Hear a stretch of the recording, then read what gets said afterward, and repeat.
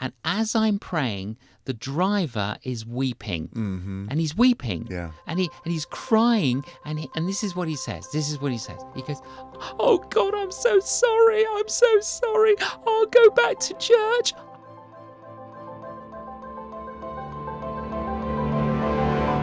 Jay, thanks for joining me today. It is great to have you.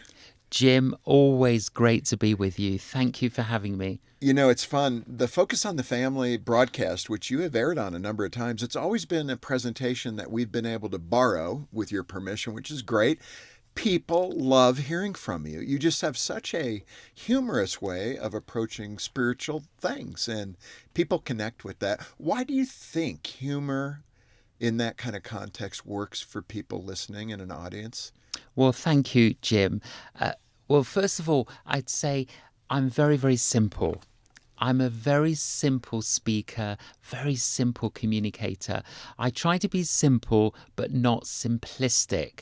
But I think humor, it's a bit like if you have to take some medication, for example.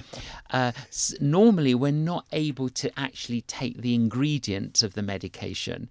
And, that's why it's wrapped either in a sugary substance. Yes. And I think humor can make the message absorbable and soluble. And That's a great But the thing is, analogy. I also see things in a funny way. Yeah. It's not like, Jim, I'm trying to be funny. I'm just me. I love that. Now, you were a self-described agnostic, right? I was. Yeah, so for those that may not even know the definition of the terms, that's just a person who, God may be real. I don't know him. I don't know if you can know him. It's possible. Correct. But you don't think about God in that position as an agnostic. An atheist to me is more a person who is really consumed with telling you God doesn't exist. Yes. I remember one comedian said one time, for being atheists, the atheists talk about God a lot. Yeah. And that's a funny way to look at it. Do you know, I met this businessman not so long ago, quite a renowned person globally. And I said, I'd like to introduce you to Jesus Christ. And he said, I'm an atheist. And I said, well, God doesn't believe in atheists. And he just laughed. He loved that. He laughed his head off, honestly. And actually, that gave us an entree into the conversation. Yeah, beautiful. You know, again, a person who's an atheist, I think part of that might go right back to the garden. You know, this idea that if I'm not an atheist, I'm then responsible to a higher authority for my actions. And we want to live, I think human beings, we want to live in a place where we're not responsible for what we do. Sure. And I think, Jim, more people are, they're not atheists, they're agnostics. Yeah. You know, they're not sure, they don't know, is there a God? Well, if there is, where is he? Yeah, that's fair. So, and I think I rarely meet people who say that they're atheists. I think everyone is receptive, and the challenge for us Christians is to know what to say and how to say it. You know, there are two reasons, Jim, why people are not yet Christians today. One, they've never met a Christian. Two, they have met a Christian. Right, exactly. They're the two reasons. Yeah. So either we can help someone in their journey of faith or hinder them in their journey of faith. Yeah. And I don't want to hinder people in their journey of faith. Yeah. I want to help them. You know, sometimes the black and white thinkers in the Christian community, you know, there's a role to be clear and to speak the truth in the right moment. But some, I would say, in my observation, they feel it almost like a badge to go out of their way to be hated. Because if I'm hated, then I'm in line with the Lord, right? Because the world hated you. I remember a theologian, a well-known theologian, Dr. Al Mohler, said to me one time on a phone call, we were discussing somebody who had gone out of their way to be hated. And he just said, you know, you don't do that. Don't go out of your way to be hated. Let the gospel be the offense, Absolutely. not your personality. Absolutely. And we read in 1 Peter how it says, you know, giving an answer to those who ask, but do this with gentleness and respect. And those two key words, gentleness and respect. That shows up again in 2 Timothy It does. too, where he says, don't get bogged down into silly arguments. Quarrels just go nowhere, basically. Yes. And when you're talking to the non-believer, do so in kindness and gentleness. Absolutely. People avoid that. It's right there in Scripture. It's written out. The Lord's done a beautiful job giving us the blueprint to interact in this world with all kinds of people. He certainly has. And there's something, and I'm sure you have found this, and I'm going to come back to how you became a Christian, Sure. but to put a kind of the right exclamation point on this, there's something in our spiritual DNA when we communicate as Christians to people who are non-Christians, when they feel heard and respected, even if they're an adversary to the gospel, there is something that I've noticed where their hearts open up. It's like they cannot resist that. Yes. And they think of you and go, I just haven't met a Christian quite like you who was willing to listen to me and hear my pain. Yes. And I think it's how God has wired us. Every one of us, not just believers, but non-believers too. It reminds me, Jim, of John chapter 4. Let's just do a very quick Bible study. The encounter between Jesus and the Samaritan woman. So the first thing about that story is that Jesus was at one point, he wanted to go to another point, and it says he walked into Samaria. Now, every other Jew would have walked around Samaria because Jews hated Samaritans. And it was dirty. That's how they would see it. He arrives, he meets this woman. What were the barriers that existed between the woman and Jesus? Well, she's living in adultery, he's the high priest, so you've got a moral barrier. She's a woman, he's a man, you've got a social barrier. She's a Samaritan, he's Jewish, you've got a racial barrier. She's a Samaritan, he's Jewish, you've got a religious barrier. So they've got 4 barriers: moral, social, racial, religious. How does Jesus connect with this woman? Well, he focuses on what they've got in common. They only have one thing in common: H2O, water. Right. She wants water, he wants water, so they talk about water. And it was that conversation that led to this other type of water that you could drink and not be thirsty. And what's fascinating, Jim, about the conversation between the Samaritan woman and Jesus is that she addresses him 4 times. And the first time she calls him Jew. The second time she calls him Sir. The third time she calls him Prophet. And the 4th time she calls him Messiah. Wow, I never caught that. Jesus went out of his way, broke long-standing traditions, spoke to one woman, and that's how the Samaritan revival started. Yeah, she went into town and told everybody about him. And that's amazing. That is so good. Oftentimes people think those of us who are Christian, especially those maybe pastors and leaders in the church, etc., somehow we're born this way. That's not true. We have to go through our own journey to accept Christ. So you're an agnostic. You're probably thinking about it occasionally. You come from a Greek Orthodox home, but not, as you have told me privately, not a Christian-centered home, a Christ-centered home. So how did you move from agnosticism into a belief in Jesus, this fairy tale? Well, I know. I say that tongue-in-cheek. No, I went to college in London, and it was my first day at college. I met a Christian. And the reason I know he was a Christian was because he introduced himself as a Christian. And I grew up in London, and nobody had ever introduced themselves to me as a Christian. And I remember thinking, that's unusual. Right. And we became friends. He bought me a Bible. He gave me, he asked me first of all, do you have a Bible? And I said, no, I don't. And that's interesting, isn't it? A lot of people who've dismissed it have never really even read the Bible. But he bought me a Bible, and he said, would I like his help in understanding the Bible? So he asked permission. He did. And I would meet with him once a week at lunchtime, and he would teach me the teaching of Jesus in the Gospels. And then he showed me Revelation 3 verse 20, where it has that beautiful picture of Jesus standing outside of a door of a house knocking. And it says, I stand at the door and knock. If you hear the knock, open the door and I will come in. And my friend Andy said, have you opened the door? And I said, well, where is the door? I don't know where the door is. He said, don't worry about that. Ask Jesus to break the door down. And that night, I knelt beside my bed. First time I'd knelt, and this was the first prayer I prayed.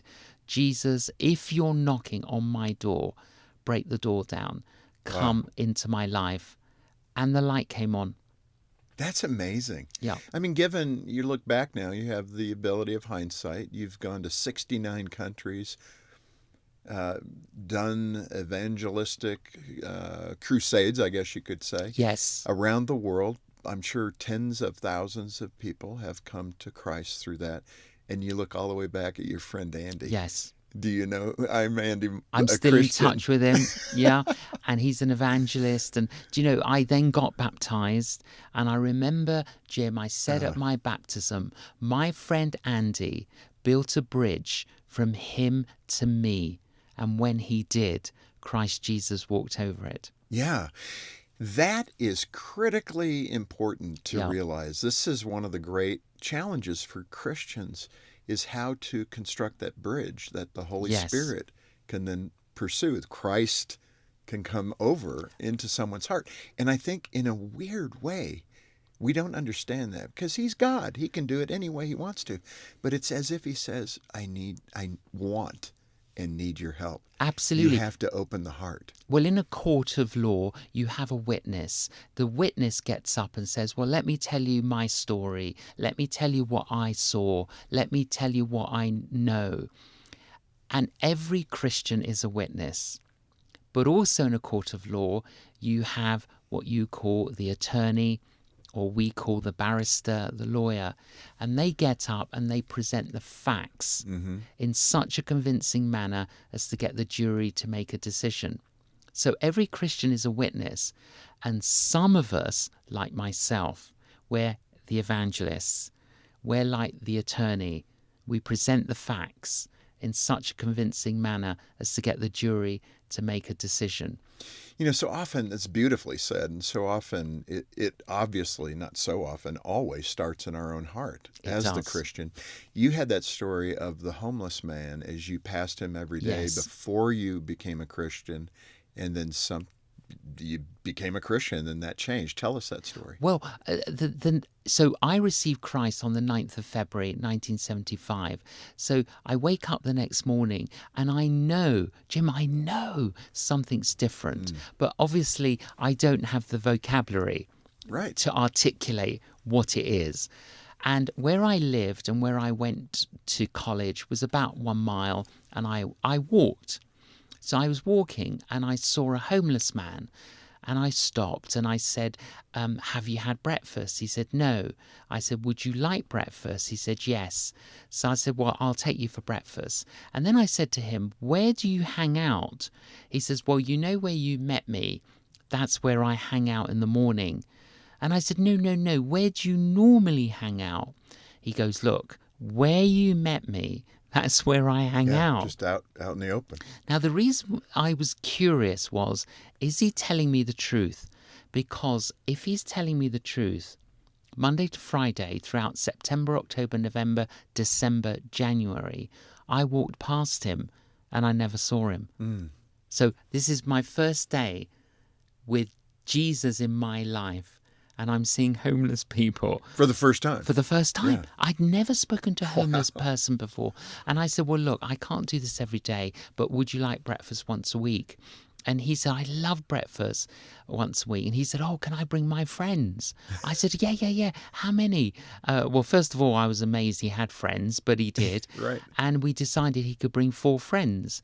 And I said, well, look, you can all have breakfast and I'll teach you the Bible. So that we started Breakfast Club. But I then went to college. I met Andy. I said, Andy, I received Christ. He said, "That's absolutely wonderful. I'll see you at lunchtime." I went to a lecture. I sat next to my friend Richard Gamble. I said, "Richard, I became a Christian last night." He said, "Did you?" I said, "I did." I said, "Are you a Christian?" He said, "I don't know." I said, "Richard, you've got to know. It's really important. You might die today." Anyway, and I led him to the Lord. Wow. So then I took Richard at lunch to meet Andy. And I said, "Andy, he's a Christian." And Andy said, "Oh, Richard, I'm so sorry I've not met you before. How long have you been a Christian?" And he looks at his watch. He goes, "Oh, I think about 37 minutes ago." Honestly, that was a true story. That's amazing. And then we, the three of us, went to register a new society called the Christian Union. And Andy was the president, Richard was the treasurer, and I became the secretary. Just right there on the spot. Yeah, my first day as a Christian. That is phenomenal. It's like the Lord has had his hand on you right from the get-go. Well, I think, Jim, what it was I've just discovered I've got forgiveness from the past, new life today, and a hope for the future. I got to tell somebody. I wasn't. That is so good. You know, a missionary is not someone who crosses the sea. A missionary is someone who sees the cross. When you've seen the cross, you can't help but talk about it. Well, it sounds like the Roman guard that was at the foot of Jesus. Yeah. That's kind of that testimony, too. Yes. What just happened? What did we do? Yes. You know, in that regard, it's not always going to be that kind of bouquet of spiritual bounty. Your parents weren't that happy. No, my parents were not happy because it's a kind of, it goes against the culture of being Greek. And, I mean, they thought I joined a cult. And so it was difficult. I was doing psychology, you know, I wanted to do medicine. And then I end up, you know, doing missionary work and going to seminary. So obviously they had to kind of adjust to this new son of theirs. Right. And it was not easy. Yeah. How did you manage that? I mean, it's important for people that are listening that may be dealing with that even now. They may be a Christian 10 minutes or 10 years. Yes. How did you continue to just work the relationship in a healthy way? Well, my parents were quite hostile. And the only solution at the time was actually to leave home. Because they wouldn't let me go to church. They wouldn't, you know, it was difficult. And so for many years, I had no contact with them until I got engaged to Killy, who's my wife. And then I reconnected with them to introduce her to them. And that wasn't easy either. But over the years, we've just kept praying, you know, patiently praying, persisting. And it's still hard, to be honest, Jim. And I'm still trying to help my mother encounter the real Jesus. And in all of that, you have to hold on to the hope and the faith in Christ that he will someday be able to bridge that gap. Absolutely. You got to build that bridge that you talked about earlier, Yeah. that the Lord can use to get to your mom and dad's heart. It just can be so much more difficult the closer the person, like a family member. You know, even Jesus said a prophet is not welcomed in his own home. I mean, or his own city.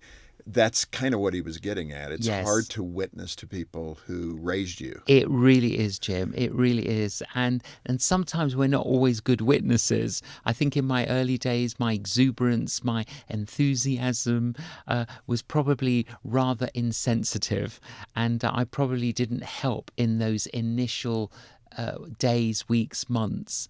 I probably wasn't as good as witness as I could have been. Yeah. But I was expressing my enthusiasm.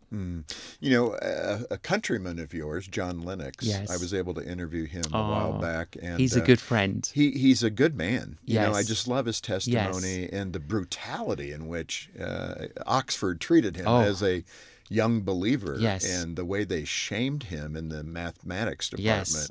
to get rid of his faith. I mean, he was pressured by Nobel Prize winners and other professors as an Yes. undergrad to jettison his faith because he would be limiting his ability in mathematics if he believed in Yes. Christ. I mean, you look at that and you're going, really? With all these older scientists, Newton and others, who said, I'm discovering God through his nature.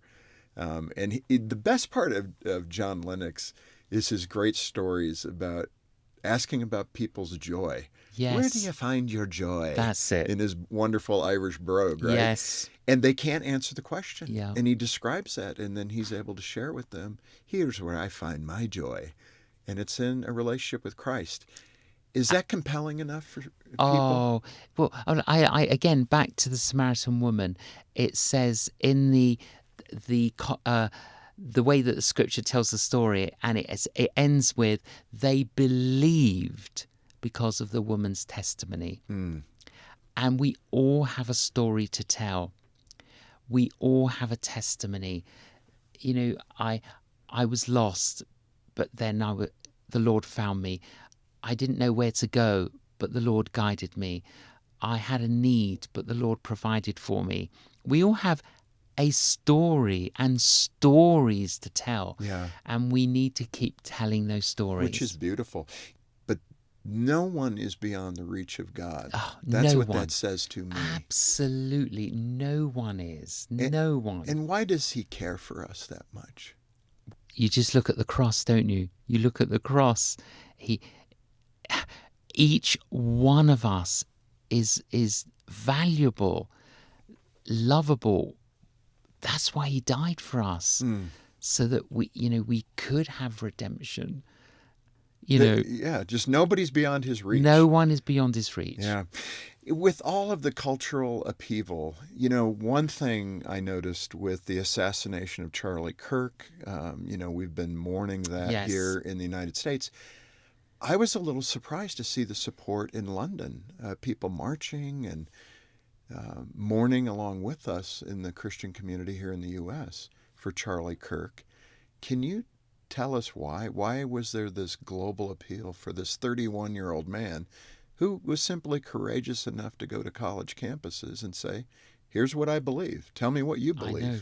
There is a silent revival taking place across the pond. I don't know if you're aware of that. I believe it, yeah. And recently a researched report by a secular organization was released by the Bible Society. And tens of thousands of men, 18 to 30, are just turning up at church. Same in the U.S. Yeah. So that's a move of That's God. a move of God. They're buying Bibles. They want to read. What did Jesus say? So there is a receptivity at this moment, particularly over in the UK and here in America, and in many other countries of the world. So I think there is a stirring. There is a stirring taking place. And the sad tragedy of what happened to Charlie Kirk. And, I've thought and prayed for his wife and his two children. Erica, yeah. It's just so sad. But we live in this world of miracle and mystery. And we somehow got to hold the two together, don't we? Miracle and mystery, and believe in the sovereignty of God. And I can see how God is using this tragedy that took place to maybe contribute to another spiritual awakening. And I sense that in Britain, a stirring is taking place. And Charlie was bold. He was fearless. He was funny. And, he's been promoted to glory. Yeah. That's a perspective that I'd love to touch on here for a moment, because there's so much access to information today through social media and news services, and we are pummeled with sadness and tragedy. And, I'm thinking of the Lord saying, fear not, be of good courage. I've overcome the world. But still there's the practical aspect of it.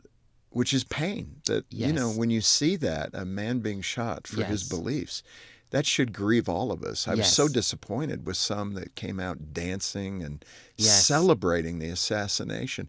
I was thinking to myself, saying, Lord, if someone on the left, like a Bill Maher or somebody else, if they were killed tragically, how would I respond? And I think I could honestly say I'd be sad. Yes. And I think it's because that's the healthy response. That's a normal human response. But this division that's occurring, this radicalization that's occurring, can we believe and trust that the Lord can be in all of that and find some way that's going to work for good? Well, the great thing is, Jim, we've read the last chapter, Yeah, we haven't have. we? We know how the story's going to end, and we're in this in between. And he who is in us is greater than he who is in the world. Yes, there's a battle going on, but the Lord is on the throne. He is sovereign. God is God. He's not applying for the job, and he is weaving it all for good. It isn't all good, but he can somehow weave it for good. And I believe that. I know. So speak to that confidence that we need. Some years ago, Jim, I led a mission because when I first started as an evangelist, I did youth weekends, youth missions, and then I did college universities. And, a bit like Charlie Kirk. Yeah. I used to do what Charlie Kirk did, but I did it in the 80s. Right. And I spoke in 102 universities and colleges around the world and led missions. Anyway, one of those missions was at Sydney University in Australia. And I finished speaking, I stepped down, and some students were talking to me. And this girl comes along and interrupts us. And she said, "I hated what you said." So I said, "Oh, I'm very sorry." And she says, "Well, I can tell you that church ruins people's lives." So I said, "Oh, I'm very sorry." And I said, "Well, have you got any time?" And she's like, "Why?" I said, "Well, if you've got a few minutes, how about you and I go and have a coffee?" So we went to the refectory, the cafeteria, sat down, got a coffee. And I said, "Why? Why are you so angry?" And, all this stuff comes out. And I didn't want to defend. I just wanted to be gracious and take it. And then, I said one or two things. I said, "Well, is medicine good?" And she said, "Yeah, medicine's good." "Have there been mistakes made in the name of medicine?" "Yeah, lots of mistakes made in the name of medicine, but we don't give up all of medicine because of those mistakes." Anyway, but that was a Monday. So I said, "Look, come and hear me Tuesday and we'll have a coffee." She did. I said, "Come and hear me Wednesday, we'll have a coffee." She did. I said, "Come and hear me Thursday and we'll have a coffee." She did. I said, "There's one more meeting Friday. Come and hear me Friday, we'll go for coffee." Friday, she is ransomed, healed, restored, forgiven. Let me tell you the girl's name. You may have heard of her. Christine Caine. Man, that's amazing. Now, here's the point I want to make. It wasn't my 5 sermons. It was the 5 coffees. Yeah. So to all of our listeners, some of us can preach, but don't worry about that. Take people for coffee. Yeah. Listen to them. Tell them your story. Help them in their journey of faith. Every single one of us can do this. What's so critical to absorb about that story is that person who's expressing that pain is coming from somewhere, right? Of course. Something has happened to them. Yes. Maybe not once, maybe over and Yes. over. And it has some connection to a spiritual Yes. issue. Their Christian father who beat them. Whatever it might be. Something. There's something there. And boy, to be able to unwind that for them so they can see things differently, that is an amazing gift. For that person, though, Jay, who's saying, that's great. He's got the gift of evangelism. He can say, "Come have a coffee with me," and lead the woman like Jesus did at the well. I mean, when you were saying, I had coffee with her Monday, Tuesday, it's like the woman at the well, right? And so they think it's beyond their capacity to learn how to do that. but it's within all of our capacities to do this, isn't it? Absolutely. Look, we all have a story. If we know Jesus, we all have a story. We can all tell a bit of that story to someone. I think the important thing is, the Great Commission, go out into Jerusalem, Judea, Samaria, ends of the earth. What did Jerusalem represent to the first disciples of Jesus? Well, that was where they denied him. Where were they at the crucifixion? Only John was there. So Jesus was saying, I want you to start in the place of your greatest failure. Now, where is that for most of us? Family, friends, neighbours, colleagues. If we are going to reach the world, we've got to reach our Jerusalem by cultivating the web of relationships we've already got. Yeah. And the first thing we need to be doing is praying. Be more intentional in praying for your family, friends, neighbours and colleagues. My wife Killy and I, we do this every morning. This morning we did it. In fact, we prayed this morning for everyone we personally know who doesn't know Jesus. And we prayed for 42 people. We brought them to the Lord's attention. We prayed that the Lord would open their eyes. He would open the eyes of their hearts, that the Lord will show us what we can do. Praying, caring. It's been said, people don't care how much we know until they know how much we care. Yeah, so true. So we got to pray, but we've got to care. And this is like incarnational evangelism. Yeah. A lighthouse doesn't make any noise, but you can see it. Yeah. And sometimes we've just got to demonstrate it. Praying, caring, sharing. Yeah. That's it. The reality is you will get better at it when you practice it. You don't have to be perfect. Just work toward it. And I think what you're doing in that is you're maturing your gifts that the Lord has given you and helping be more acute with those tools that the Lord supplies us. Absolutely. Yeah. You're right, Jim. And I think it's confidence. We lack confidence. But if you're praying for someone to find the Lord, as you talk to God about them, you'll end up talking to them about God. Yeah. And it's this, I'm always saying, we got into an Uber here in America and to go to the shopping mall. And we got into the car and I said to the driver, how long? And he said, 20 minutes.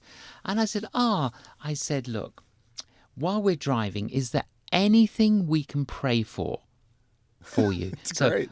But here's the thing, Jim. He doesn't know we're Christians. He doesn't know I'm an evangelist. He doesn't know anything. All I said was, is there anything we can pray for? Yeah. He said, yes. Could you pray for my mother, please? Because my mother's got Alzheimer's. I said, yes, of course. I said, what's your mother's name? He's driving. And so I said, do you mind if I pray now out loud? Oh, okay. So I start praying for his mother out loud in the car, that God would help her through this time. And as I'm praying, the driver is weeping. And he's weeping. Yeah. And he's crying. And this is what he says. He goes, oh, God, I'm so sorry. I'll go back to church. I never mentioned church. Oh, man. I never mentioned God. But, okay, let's reevaluate that. I carry the presence of Jesus. My wife carries the presence of Jesus. When we got into that Uber, the first prayer I prayed was silent. Lord, cleanse this Uber from all darkness, evil. Bring in your presence. Wow. I offered to pray. He agreed. The presence of Jesus touched him. And then when we got to the mall, I explained the gospel to him a bit more. I suggested about church, and I always carry with me things to give away. So even here now in my pocket, I've got a little wooden cross. Oh, my. And I gave him the cross and I explained it. I gave him a little book and I told him he needed to do a course like Alpha. Yeah. A basic course in Christian living. Yeah, you don't have to run around and go, where are the non-Christians? They're everywhere. No kidding. I want to make sure that people hear clearly your expression of why you believe. And I'm thinking of it in the context of a culture that says, well, there's many ways to heaven, I'm sure. God couldn't be that narrow.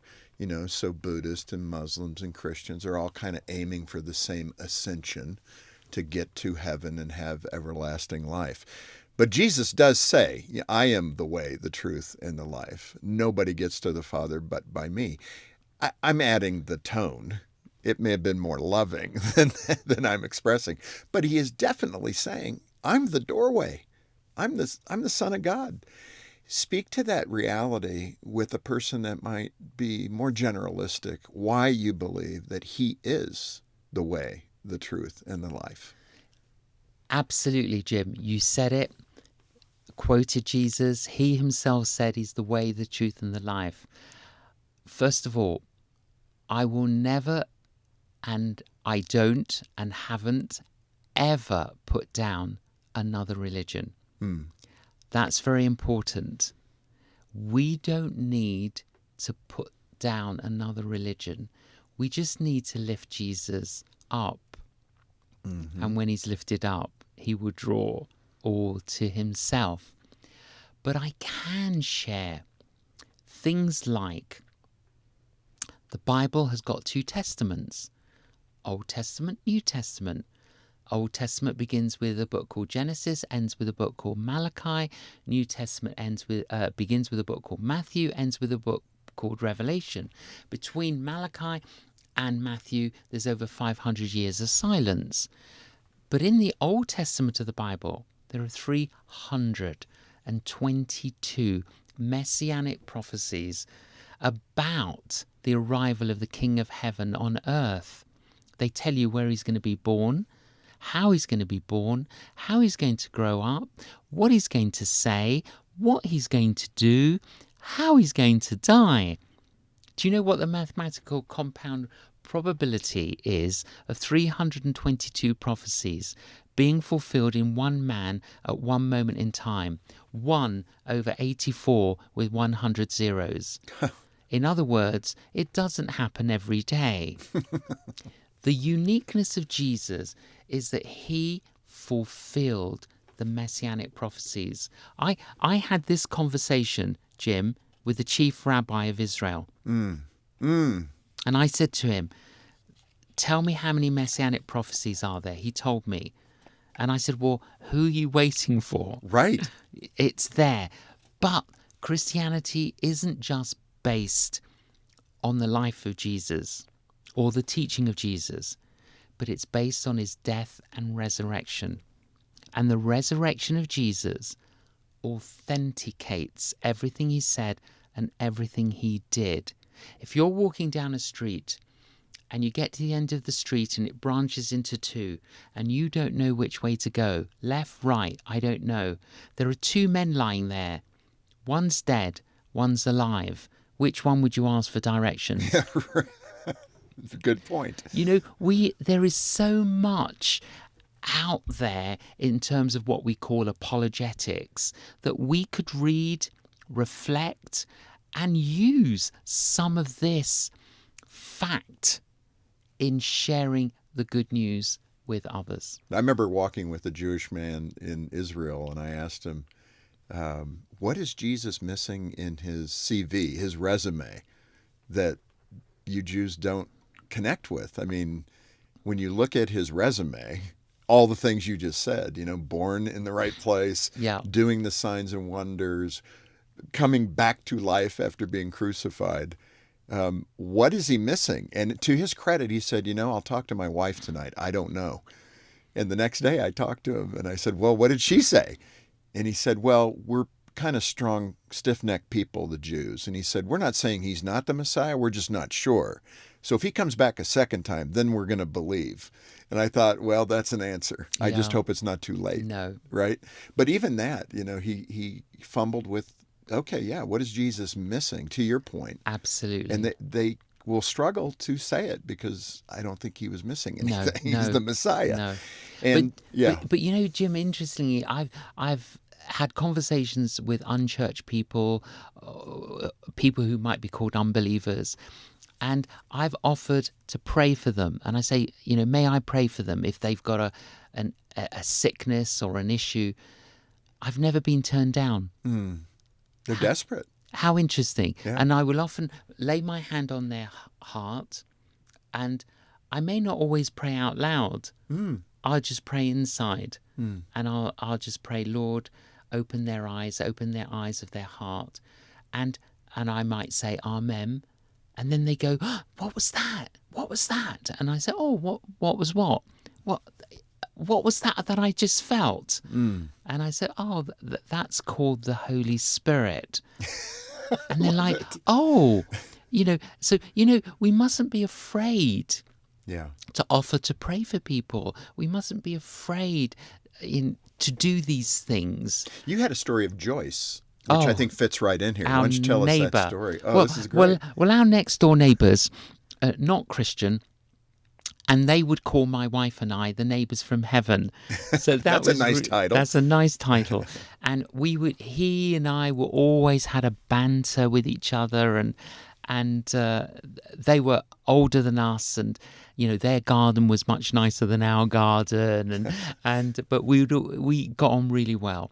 Anyway, the lady Joyce had a stroke, and as a consequence of the stroke, she fell into a coma.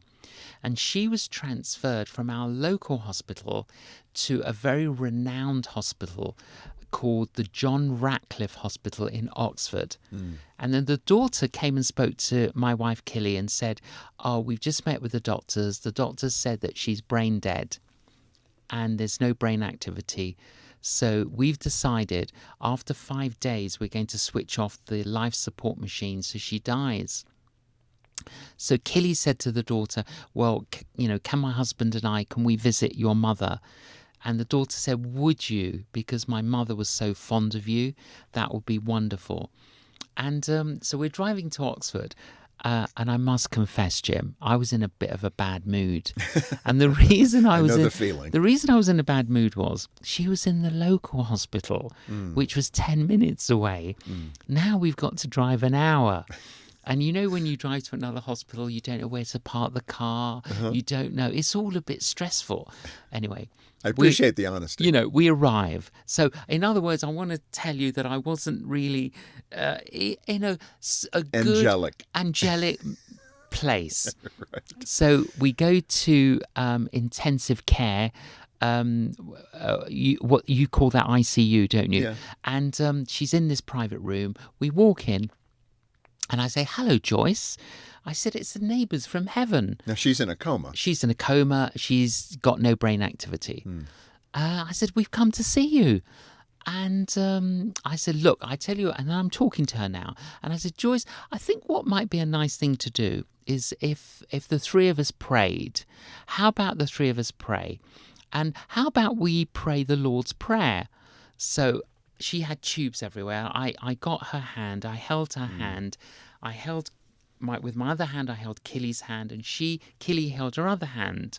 So I'm talking now. Joyce, why don't we start the Lord's Prayer? Our Father, who art in heaven, hallowed be your name. Your kingdom come. And when we said, your kingdom come, she woke up. That had to be an experience. It was. Wow. It was. She'd been out for 5 days, right? And this was the last day. Yeah, the next day. The next day they were going to turn off the life support machine. So I go back home and I go and see her husband. And I said, Alec, Joyce, your wife woke up. And he said, don't joke. I said, I wouldn't joke about that. I said, but she woke up. He goes, no, she didn't. She's brain dead. I said, well, she woke up. He goes, no, she didn't. I said, well, she did. Anyway, she came back 10 days later. Oh, my goodness. Home. Yeah. Home. Lived for another 15 years. And then we get a call from the daughter. She's going to die now. Yeah. And she can't speak and all that. So we had a key to her home. So we said, oh, we'll pop in and see her. We walked in and we said, hello, Joyce. It's the neighbours from heaven. And she goes, "Hello, J.John. Hello, Killy." Even though the daughter says she can't speak. Right. Led her to the Lord, and she died that night. Oh, my goodness. And then I took the funeral. Oh, my goodness. I mean, what a great story. That's Yeah. the whole thing wrapped Yeah. up in one story, Yeah. right? Of being a good Christian neighbor, loving your neighbor as yourself. That's what the Lord said. Yeah. You also had a story, I think, of Johnny. And I just love the Oh. stories. Because stories, the Lord used stories to reach our heart. Absolutely. Well, look, Killy and I, we like walking, okay, and we try and do our little 10,000 steps a day. Yeah. I mean, we don't always make it, but we try. So we're walking where we live. We live in a little village just outside London, and we're just walking, praying. When we walk, we pray. Mm-hmm. It's it's a prayer walk. Yeah. Is it downhill? Well, there's a few. I don't know if I could pray uphill. A few inclines, yeah. Anyway, we're walking, and I see this lady, and I said to Killy, "Is that the lady that lives like 5 doors up from us?" And Killy said, "I think it is." And I said, "Is that the lady who's got a child that's sick?" And Killy said, "I think so." Now, whenever that happens, I find, Jim, there's a battle going on in my head. Mm-hmm. And the battle is, shall I? Shan't I? Mm-hmm. Have I got time? Have I not got time? And whenever that happens, I ignore it. I just ignore it. I went straight up to the woman. I said, "Excuse me, is your name Barbara?" She says, "Yes, it is." "Oh," she says, "I know who you are." She says, "You're J.John, aren't you?" I said, "Yes, I am." And I said, "Barbara, I heard through another neighbour that you have a son that's sick." She says, "Well, I only have one son and he's dying." She says, "Would you now go now to the hospice and pray for him?" And this is so strange. When she said that, the first thought that comes to my mind, what does she think I do all day? Yeah, right. But remember, Jim, we've just been walking and praying. Your kingdom come, your will be done. Bring a spiritual awakening. Lord, reach people. And now she's saying, "Well, can I go?" And I'm questioning it. And then I thought, have I got anything more important to do than this? Wow. No. I said, "Barbara, give us the address. We'll go now." We had to walk home, pick up the car, go to this hospice. I hadn't been to this one before. We found him, and he was sleeping. Now, his name's Johnny, and he's 32 years of age. So Killy says, "Look, we know where he is. Let's go and come back later." I said, "No." So I kicked the bed really hard, and he woke up and looked at us. And I said, "Hello, Johnny." I said, "I'm a minister, and this is my wife, Killy. We just met your mother, and your mother asked us to come and pray for you. Would you like that?" And he literally, Jim, stared me out, and it was awkward. And he said, "I would rather have a hug." So we bent down, he lifted himself up, and the three of us hugged each other. He starts crying, Killy's crying, I'm crying. Then he let go. And I said, "Well, do you want the prayer anyway, Johnny?" He said, "Look, I'm an atheist, but if you need to pray, go ahead." So I said, "Okay." So I put my hand on his heart and I just prayed inside. And then I talked with him and I said, "Do you want me to visit you again?" He said, "I love it." Before someone's a Christian, they're in minus territory. Okay, and when you become a Christian, you step over a line, you become a Christian, you're born again, you're in Christ, and then you're in positive territory. He was minus 100, but I kept going, talking, disentangling his misinformation, his misunderstandings. Went back, he's minus 90. Went back, he's minus 80. Went back, he's minus 60. Went back, I could see bringing him nearer. Moving. Then I went back, and he was in a lot of pain, and I just stood by him. I held his hand, and I just prayed. But his countenance changed. Something changed. Mm-hmm. Next morning, get a knock on our door. It's the mother. She said, he died. And she said, would you speak at his funeral? I said, of course I'll speak at his funeral. The mother is a New Ager. Okay? And he was a famous DJ, nightclub DJ, and I didn't know. There's 800 people at the funeral. Wow. And I'm telling them how they can get to heaven. Beautiful. That's perfect. Again, where the whole message lines up, right? You know, people, that's the one thing, the sorrow that exists in this life. You know, that kind of a situation where a child is dying. Yes. I mean, that's hard for the mother, too. Yes. And, you know, that's the beauty of Christianity. We're not here to force you to do anything. God doesn't force you. He says choose. Choose life or death. It's for you to choose. It doesn't get much more gracious than that. No. But he prefers that all come to him, right? Absolutely. And what we have to do, Jim, we have to say, I'll go to the hospice. I'll visit. I will listen. Yeah. I will talk. I will pray. I will stop at the well. You know, before someone comes down the aisle, why don't we just invite them for coffee to our home? Yeah. I mean, you said it a while ago, which needs to, this is probably the right place to end our discussion, this place where what else is more important for me to do today Absolutely. than lead someone into eternity? Yes. Think of that. And what are we doing, Jim?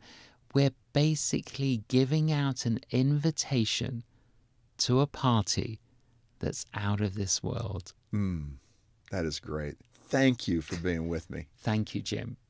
Thanks for watching ReFOCUS. Be sure to like, subscribe, and turn on notifications so you never miss what's next from ReFOCUS. For more episodes and helpful content, download the Focus on the Family app, available wherever you get your apps.